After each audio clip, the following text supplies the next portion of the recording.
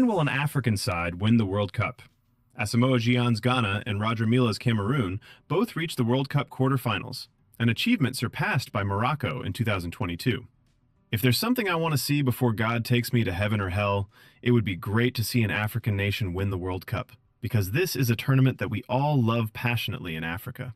Sunday Oliseh was part of the first African team to win football gold at the Olympics, helping Nigeria make history at the Atlanta 1996 Games. But the 51-year-old is still waiting to see that achievement matched at the FIFA World Cup. There have been 22 editions of the global showpiece since 1930, and in that time, 49 sides have represented the continent, taken from 13 countries. Yet Africa has produced just one semi-finalist. That historic landmark came 4 years ago at Qatar 2022, when Morocco broke new ground for the world's second largest and second most populous continent. It means the apocryphal prediction made by Brazil's three-time World Cup winner Pelé, who said in the 1970s that an African nation would get their hands on the trophy by the year 2000, has still not come to pass. The big question is, how much longer will we have to wait? Following the blueprint. Africa had three quarterfinalists: Cameroon in 1990, Senegal in 2002, and Ghana in 2010, before Morocco upset Belgium, Spain, and Portugal on their way to the last four in Qatar. The one thing underpinning the North African success has been long-term investment backed by the country's King Mohammed VI. An academy and a $65 million, or £48.7 million, training complex, both bearing his name, opened in 2009 and 2019 respectively. These have helped the Atlas Lions establish themselves as Africa's top-ranked side. Morocco has created a blueprint of how it can be done, which is years and years of investing in grassroots football and academies. Former Nigeria captain William Troost Ekong told me. It starts with structure, with planning. Investment is very, very important.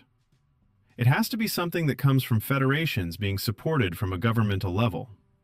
Morocco have invested not just money, but also time and effort, with a clear idea of how they can progress. The facilities they have, the consistency throughout their age groups, I think that's the only blueprint you can follow. Cameroon became the first African side to reach the World Cup quarterfinals in 1990, and the indomitable Lions have made a continental record 8 appearances at the finals. However, they failed to qualify for this year's tournament. The Confederation of African Football, or CAF, for its part, has been attempting to boost the coffers of national federations and club sides by increasing prize money for the Africa Cup of Nations, or AFCON, and its top continental club competitions, as well as investing in schools championships. An African country will be champions of the world, CAF President Patrice Motsepe predicted. That is what we are working towards. That's what we are investing in, and we are confident it will happen. Claude Leroy, who managed Cameroon at the 1998 World Cup and has coached 5 other African nations, says investing in youth will reap long-term benefits. If you want to permanently have high-level national teams in Africa, you need to work with youth categories, the 78-year-old said. That's the base of everything. A struggle for representation. African teams at the FIFA World Cup. Historic milestones. Egypt, 1934. Egypt became the first African team to play at a World Cup. Tunisia, 1978. Tunisia registered the continent's first victory at the finals. Morocco, 1986. Morocco became the first side from Africa to progress past the first round. Cameroon, 1990. Cameroon reached the quarterfinals, breaking new ground for Africa. Senegal, 2002. Senegal matched the last 8 achievement. Ghana, 2010. Ghana make the quarterfinals and come within a penalty kick of a place in the last 4. Morocco, 2022. Morocco make history as the first African team to reach the semi-finals. Africa has previously been held back by its lack of representation at the finals, with colonialism restricting opportunities before a raft of countries declared independence in the 1950s and 60s. Egypt, in 1934, were the continent's sole competitor in the first 8 editions of the tournament. and Africa boycotted the 1966 finals after FIFA announced it would not have a direct qualifier for that year's World Cup in England. The continent sent one side to the 1970, 1974, and 1978 finals, as opposed to at least 9 from Europe and 3 from South America. 2 slots were available from 1982, 3 in 1994, and 5 from 1998 onwards when the tournament expanded to 32 teams. 6 competed in 2010 when South Africa hosted, but this year's 48-team finals in Canada, Mexico, and the United States will see the continent's biggest ever contingent, with 9 automatic qualifiers as well as DR Congo, who progressed through the Interconfederation playoffs. South Africa captain Ronwen Williams, who will lead his team in the tournament's opening match in Mexico City, believes this year's World Cup will be a wonderful moment for the African game. We've been on the rise. The leagues, CAF, the African Champions League, AFCON, he told me. Everything has improved immensely. For so many countries to go out and compete at the highest level, it's amazing. With 37 wins from 162 previous World Cup matches, Williams and Troost-Ekong believe increased representation and the change in format, which sees 2/3 of teams progressing through the group stage, will be a big positive for improving Africa's record. Making it more accessible is going to be the key factor in the long term for teams to be more competitive, Troost-Ekong said. You need that exposure for improvement. The more experience they get, the more capable they will be with handling pressure. Experience is invaluable. Retaining and attracting talent. Where once a talent drain existed, which saw players born in Africa or with African heritage choose to represent European nations, the continent is now taking advantage of large diasporas. The added benefit is that some of those players will have trained in the academies of top European clubs. Alongside their investment, Morocco have persuaded several players born abroad, including goalkeeper Yassine Bounou from Canada, and Ashraf Hakimi and Brahim Diaz, both from Spain, to pull on an Atlas Lions shirt.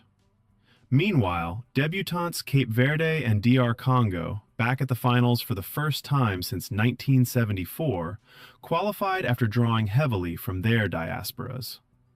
Of the latter's 26-man squad, 11 were born in France, 5 in Belgium, 2 in Switzerland, and 2 in England.